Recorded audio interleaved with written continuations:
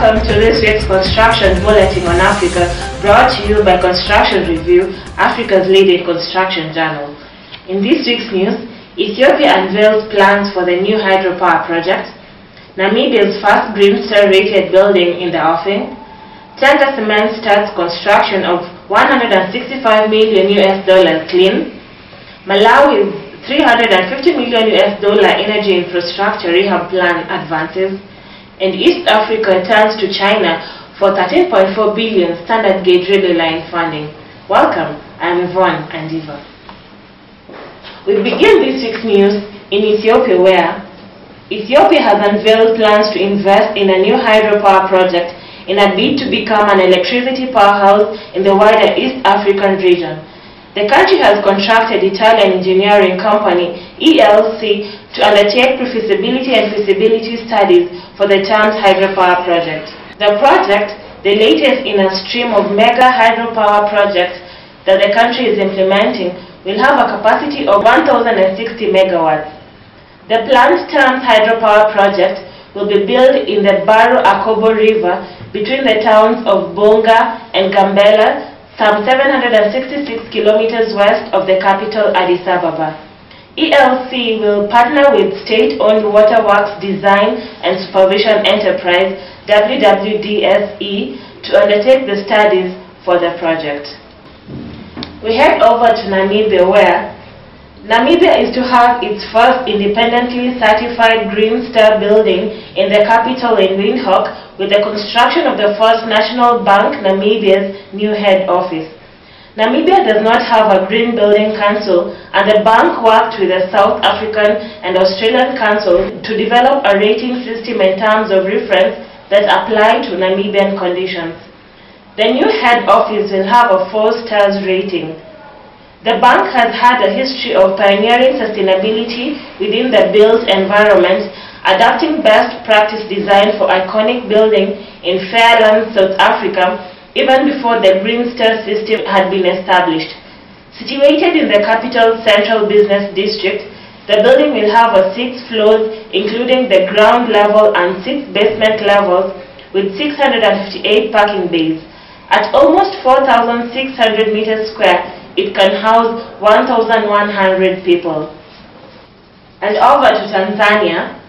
Tanzanian-listed Tanga Cement Company Limited has started the construction of $165 million second kiln for its Tanga plant, which is expected to be commissioned in the 3rd quarter of 2015. The construction of the kiln is in response to the consistently high demand for cement from the Tanzanian and surrounding markets.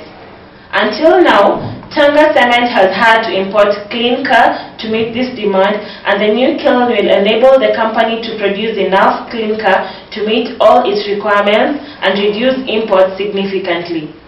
The kiln will increase Tanga Cement's clinker capacity of 500,000 tons per year by 600,000 tons, more than doubling its current capacity.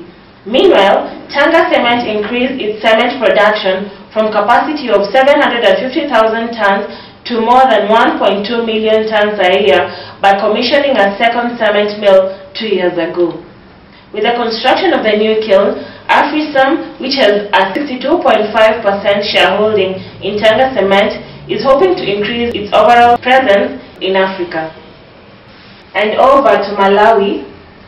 The U.S. Embassy in Malawi says preparations are at an advanced stage for a project to rehabilitate energy infrastructure in Malawi, which will be financed through a $350 million compact grant from the U.S. agency, the Millennium Challenge Corporation.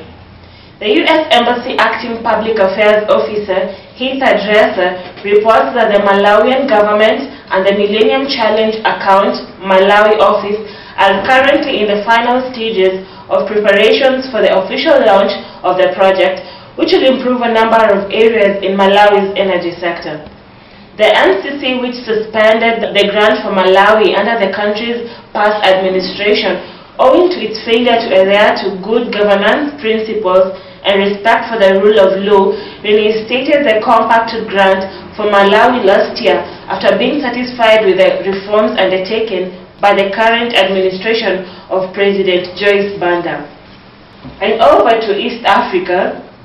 In what is bound to tighten China's grip on the region's major infrastructure project in East Africa, Kenya, Uganda, and Rwanda have agreed to approach China to fund and build a $13.4 billion standard gauge railway line connecting the three countries. The decision to work with China and lock out other interested firms, particularly from the West, was arrived during a meeting of the three countries' presidents in Uganda in June.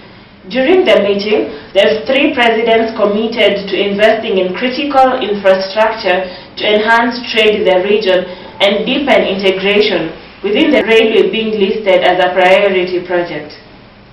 Construction of the standard gauge railway line, which will run from Mombasa in Kenya to Kampala in Uganda and onwards to Kigali in Rwanda, with spur lines, is expected to start in November 2013 and to be completed in early 2018.